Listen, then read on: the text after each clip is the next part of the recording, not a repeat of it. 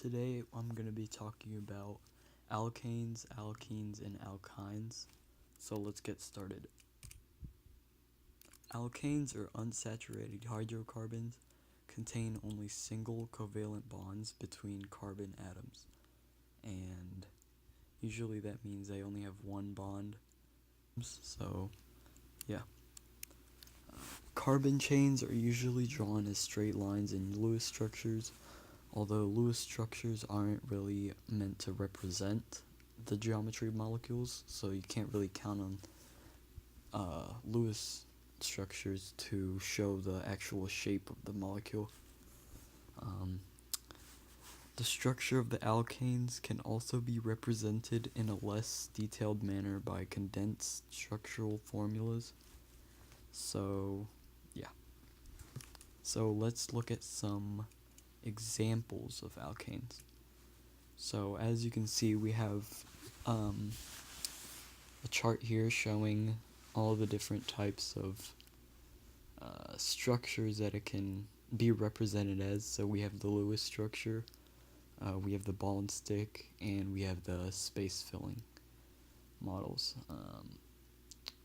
Typically the simplest structure we have is obviously the Lewis structure, while the more bottom we go, the more complicated and harder to interpret charts they are. So here's an example of an alkane. It's called antifreeze, and it's used in ethane. So that's basically what antifreeze is. So yeah. Here's some alkane facts and some statements about it. So alkanes burn in the presence of oxygen, often called combustion. Now, they react, so that means they react to the presence of oxygen. So yeah. Alkanes are relatively stable, although it will heat or light in the event of reactions that involve the breaking of CH and CC single bonds. Alright, identifying the isomers from Lewis structures aren't always easy, because structures that look different may actually represent the same isomer. So basically what this is saying is that the space filling, so you could say that the space filling and the ball and stick models don't exactly look the same, but they're in reality they are interpreting the same actual compound. So yeah. And now we're gonna move on to the alkenes. So alkenes are organic compounds that contain one or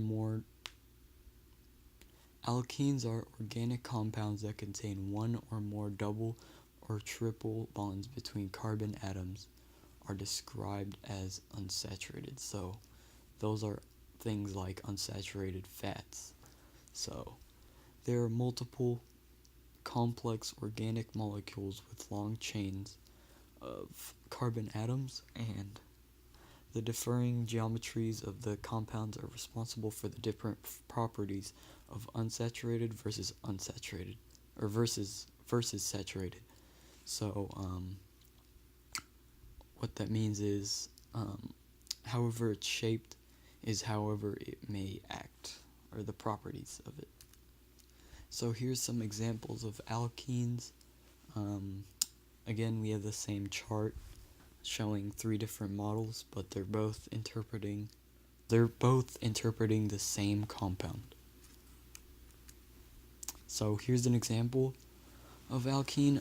It's used as a starting ingredient for detergent. So here's some facts and statements about alkene. Ethene is C2H4 is the simplest alkene.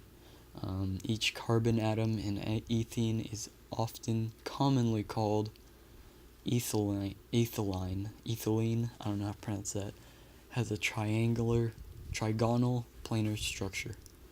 I spelled structure wrong. The second member of the series is called propene or propylene. Then butene isomers follow the series. 4 carbon atoms in the chain of butene allow for formation of isomers based on the position of the double bond, as well as a new formation of isomerism. Here's some facts about alkynes. Alright, now we're moving on to alkynes. So, alkynes are hydrocarbon molecules with one or more triple bonds, and they make up another series of unsaturated hydrocarbons. And the simplest member of this group is ethine, C2H2, or commonly known as acetylene. Acetylene. I don't know how to pronounce that. So here's an example of an alkyne. It's ethine we talked about previously. So yeah. Now we're going to talk about aromatic hydrocarbons. So aromatic hydrocarbons contain ring structures and exhibit bonding that must be described and can be talked about using the hybrid concept of valence bond theory. The simplest member of the hydrocarbons is benzene. It is C6H6. So yeah. So here we have the resonance structures for benzene, since it actually has a lot of double bonds for carbons. So yeah.